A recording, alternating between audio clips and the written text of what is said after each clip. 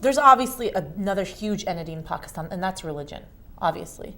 And in March 2007, the hearing that we were talking about, you said, polls and election results continue to show that Pakistan's public prefers political moderates.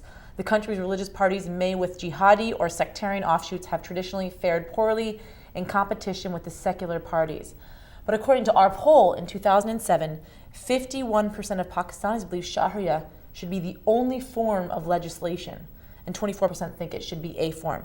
So does Sharia and democracy go hand in hand? Again, I think that in principle, when you ask Pakistanis, who are very religious people, but we shouldn't confuse here being, and I think this is the point, feeling strongly about their religion and the role of their religion in their life, we should not necessarily interpret this as meaning that they are politically in favor of religious parties and extremist groups. Now, if the mainstream parties are sidelined, as they have been for the last few years, if it comes down to where there is no moderate alternative, if they're not permitted to contest fairly, then the alternative may be the religious parties. How do you think the U.S. and Pakistan can maintain good relations, combat terrorism at the same time, and have the U.S.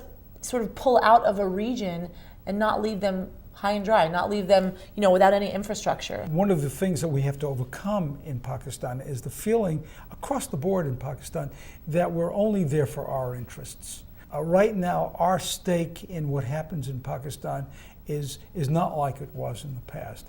Pakistan is a country of 160 or so million people with an army of 500,000-600,000 troops, with an enemy, historically, India, nuclear armed, both sides. This is an area where drugs, 93% from Afghanistan, of the world's heroin comes from. If Pakistan fails as a state, we can't walk away from it. If it fails as a state, if it becomes a jihadi state, it will destabilize Afghanistan and the entire region.